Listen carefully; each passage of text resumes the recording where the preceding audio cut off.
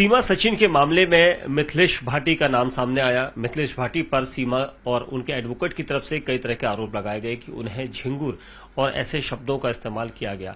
और इस पूरे मसले पर मिथिलेश भाटी के वकील सीनियर हैं जो यहां पर रजनीश यादव, उनसे हम बात करते हैं, उनसे पूछते हैं कि आखिर अब इस पूरे प्रकरण में उनकी कार्रवाई कहां तक पहुंची है। सर देखिए भाई साहब, अभी कार्रवाई की स्थिति तो ये है क्योंकि अभी हमें नोटिस नहीं मिला है। नोटिस मिल जाएगा तो उसके बाद हम देखते हैं कि भाई एपी सिंह साहब हम पे क्या आरोप लगाते हैं, क्या रिलीफ चाहते हैं, तो उसके अकॉर्डिंग ही हम इसमें जो है उनको जवाब देंगे और अपने आगे के मुकदमे की, अपने बचाव की तैयारी करेंगे। सर लेकिन उनकी तरफ से कहा जा रहा है कि आपको नोटिस दे दिया गया है। अब या तो वो साबित कर दें कि हमें नोटिस दे दिया है। मैंने तो पहले भी आपके चैनल के माध्यम से कहा था कि अगर भाई वैसे नहीं देना चाहें तो आपके चैनल के माध्यम से जिस प्रकार वो पत्रकारों के द्वारा मिथिलेश से फोन पे बात कर रहे हैं, पत्रकारों के द्वारा ही नोटिस भिजवा दें। तो वो हम उनके नोटिस से, मतलब ऐसा नहीं है कि बिल्कुल भी मिथिलेश घबरा रही हो या मैं घबरा रहा हूं, क्योंकि ये विधिक प्रक्रिया है। नोटिस आएगा, जवाब दिया जाएगा, मुकदमे को हम कंटेस्ट करेंगे। ये भी कहा गया था एपी सिंह की तरफ से कि हम जब बात कर रहे थे तो उन्होंने शुरुआती दौर पर पहले बात भी की थी मिथिलेश से कि वो जो भी उन्होंने कहा था उस पर माफी मांगी। हाँ, एपी सिंह साहब ने कहा था कि भाई मैं इस मामले को यहीं पे ख़त्म कर दूंगा, आप माफ़ी मांग लें।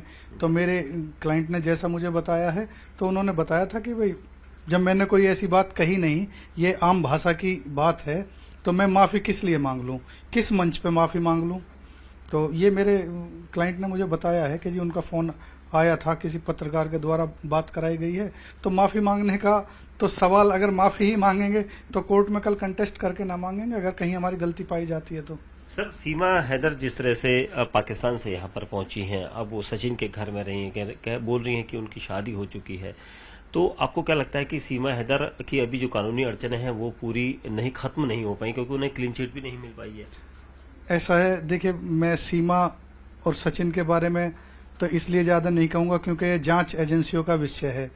ये सीमा जांच एजेंसियों के सामने पाकिस्तानी एजेंट भी आ सकती है, हमारी रॉकी एजेंट भी आ सकती है, और जहां तक ये शादी वगैरह का मामला है तो भारत की जांच एजेंसियां इसमें लगी हुई हैं। जैसी भी स्थिति आएगी आप लोगों के सामने आ जाएगी। मैं तो एक विधिक कानून का जानकार हूं तो मैं कानूनी बात ही आपको बता सकता हूं। मैं ये नहीं कह सकता कि भाई ये सीमा और सचिन का क्या मामला है। हो सकता है प्रेम उसमें ही आई हो, ये स्थिति नहीं है। ये तो सीमा और सचिन जाने और जांच एजेंसियां जाने। मेरा मामला एपी सिंह साहब के नोटिस का मामला है, एपी सिंह साहब द्वारा की गई टिप्पणियों का मामला है। तो मैं यहाँ कोर्ट में अपनी साक्ष्य दलील और उन पे ही लड़ूंगा। मैं कोई उस तरह का नहीं है। उसके लिए जो है अब आप देख रहे होंगे बहुत सारे संगठन जो हैं मिथिलेश भाभी के समर्थन में उतर आए हैं, और मिथिलेश जी का जो है अब ये जो चीज़ चाहते थे एपी सिंह साहब, ये जातीय रंग देना, वो जातीय रंग शायद ये पूरा हो जाए। अब देखते हैं जातीय रंग कैसा चलता है, क्योंकि उधर सारी करणी सेना, हिंदू संगठन वो पहुंच गए हैं। उधर मीना समाज के लिए, जैसा वो कह रहे थे कि भाई मीना समाज के लिए अब शब्द कहे हैं, उनके वीडियो में मैंने देखा था। तो जो चीज़ वो चाहते थे अब उसके लिए भारत के कानून में अलग दंड है, प्रक्रियाएं हैं, उस पर भारत का कानून निर्णय करेगा। वकील साहब ये बताइए नहीं, क्या आपको लगता है कि सीमा को वापस भेज देना चाहिए, क्योंकि इतने लंबे समय से प्रकरण लटका पड़ा है और ना ही इसमें क्लीन चिट मिल रही है, ना फिर दूसरी तरफ से उसे राहत मिल रही है? देखिए सीमा का जिस तरह का मैं अभी सोच रहा हूँ, ये मेरी अपनी ओपिनियन है, जिस तरह से उसका भारत में आना है वो सुरक्षा एजेंसी, जांच एजेंसियों के मुंह पे तमाचा तो है ही है। क्योंकि भारत की जितनी भी सुरक्षा एजेंसियां हैं उनको देखना चाहिए था। 1.5 महीने कोई विदेशी नागरिक भारत में निवास करता है और 1.5 महीने बाद हमारी सुरक्षा एजेंसियों की जानकारी में आता है कि भाई एक विदेशी नागरिक यहाँ 1.5 महीने से रह रही है, तो इस सुरक्षा के नाम पे एक तमाचा तो है ही है। और बाकी मैं देखिए कानून का जानकार हूँ, मैं सुरक्षा एजेंसियों के बारे में भी कुछ नहीं कहूँगा। और बाहर जाने की बात है, अगर गलत तरीके से आई है तो उसे सही प्रोसीजर से भारत में लाया जाता। ये तरीका गलत तो है ही आने का।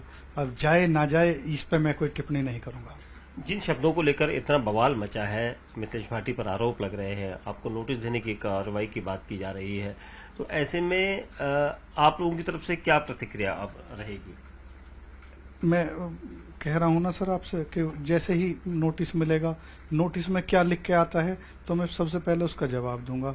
अब जहाँ तक मिथिलेश भाटी और उनकी बहन गीता भाटी और कह रही हैं कि भाई मानहानि हमारी हुई है, बहुत सारी वीडियो में हमारे ऊपर ऐसे आरोप लगाए गए हैं, तो मामला तो उनका भी बनता है, लेकिन मैं मामले को चाहूँगा कि रंगत ना दूं।